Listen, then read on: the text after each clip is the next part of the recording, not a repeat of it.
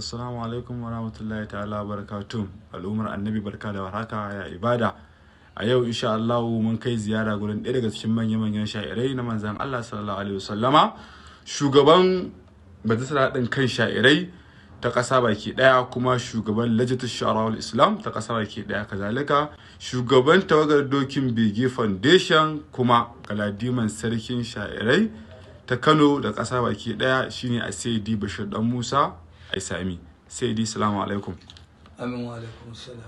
Na'am, ya Sayyidi, akwai al'umma masoya da suke ta takaddama akan majalisin da ake a unguwar Darma a duk shekara. Wasu sukan ce yanzu ba a majalisin nan, wasu kan ce yanzu ya ja baya. Shine muka ce za mu zo ziyara don mu ji hakikanin gaskiyar magana.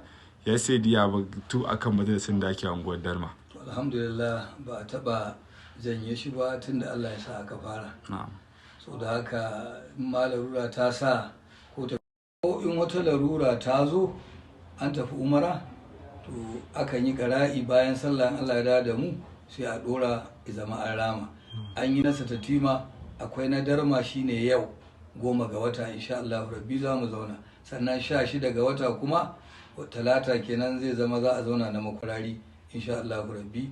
Wannan a haka tsarin dama yake don neman falala da alkhairi da ninninka ayyukan alkhairi a cikin wannan wata, domin da ba a majalisi idan watan azumi ya shiga, amma mun yi wannan ne don ƙarin neman ninkin lada da falala a wurin Allah. Ya Sayyidi, a maganar majalisin Darma, shin ya kai kamar shekara nawa ana gabatar da shi? Akalla dai shi zai kai shekara 24 ko da 5 ko da 4 ko da 5. Na'am, shekara 24 zuwa amma wanda aka kai 30 ma da 5. Oi, Allah ya saka da alkhairi.